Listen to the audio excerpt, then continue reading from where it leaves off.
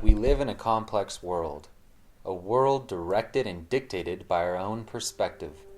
The gift that evolution has bestowed upon the human race has given us all the ability to communicate at an advanced level.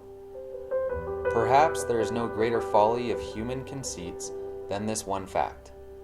We can only give intentional meaning to the things we surround ourselves with, to the things we experience and understand. Intentional definitions are what we use to create maps in our heads, maps that lead to our perspective, maps of truth and maps of folly, maps filled with benevolence and maps filled with malice. George Baylor is a professor of philosophy at Yale University. In one of his many published papers, he pointed out that in our minds there exist maps of what we know and what we think we know. These maps stem from what he says are particularistic proportions, an example of this being a rabbit, and universalistic proportions, an example of this being a rabbit hood that is manifested. There are two differences between a rabbit and rabbithood, and those differences are what dictate our perspective of everything we come to know. When talking about intentional meaning, there needs to be filters.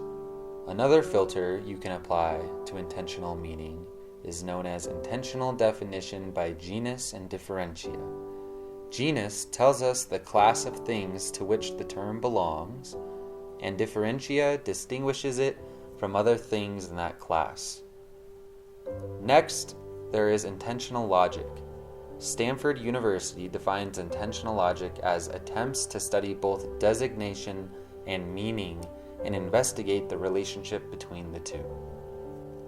Sadly, children of the world are most vulnerable to receiving these maps, regardless what form they may come, simply because of their informational dependence.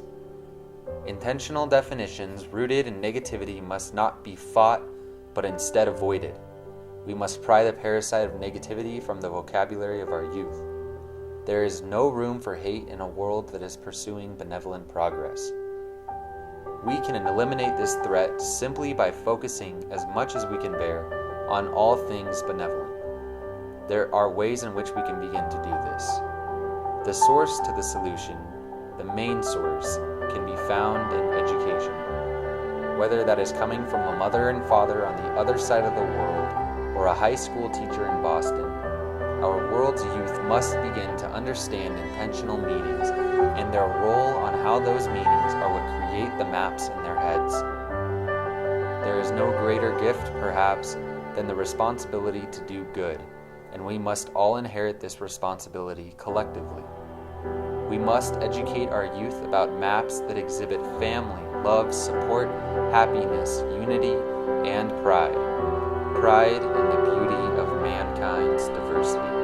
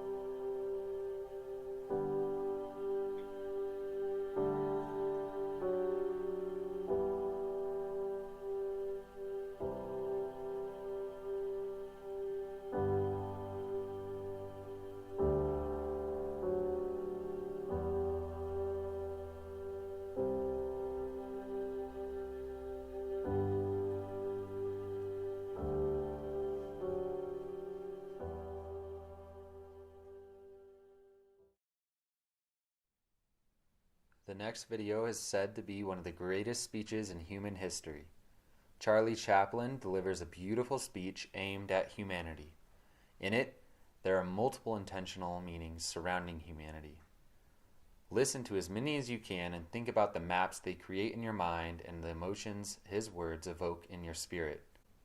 Reflect on these findings and think about the genus and differentia of the things being talked about, the designation and the meaning of the things, and the particularistic proportions and universalistic proportions of the thing.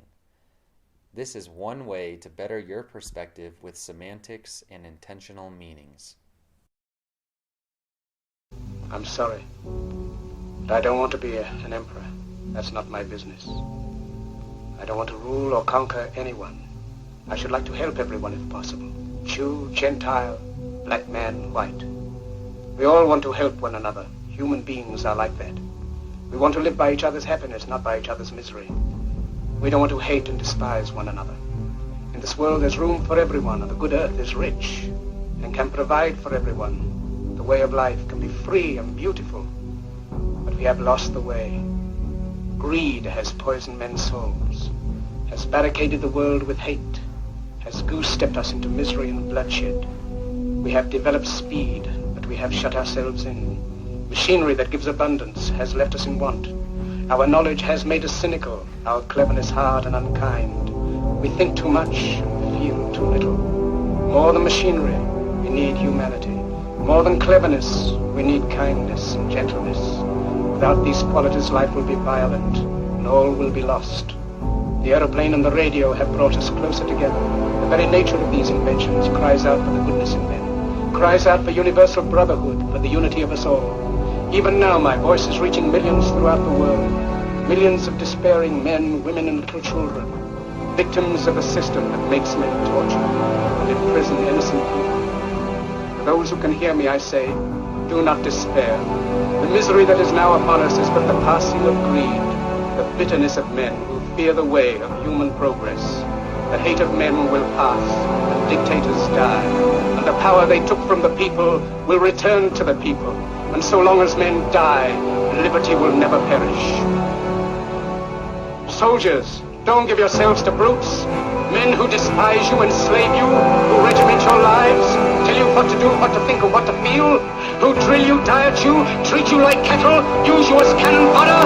Don't give yourselves to these unnatural men, machine men with machine minds and machine hearts.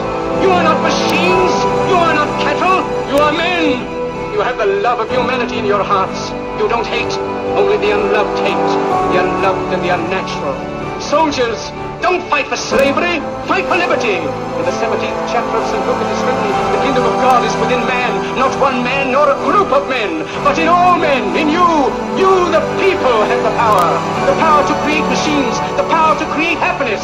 You, the people, have the power to make this life free and beautiful, to make this life a wonderful adventure. Then in the name of democracy, let us use that power. Let us all unite. Let us fight for a new world, a decent world, that will give men a chance to work, that will give youth a future and old age a security. By the promise of these things, brutes have risen to power, but they lie. They do not fulfill that promise. They never will. Dictators free themselves, but they enslave the people. Now let us fight to fulfill that promise. Let us fight to free the world, to do away with national barriers, to do away with greed, with hate and intolerance. Let us fight for a world of reason, a world where science and progress will lead to all men's happiness.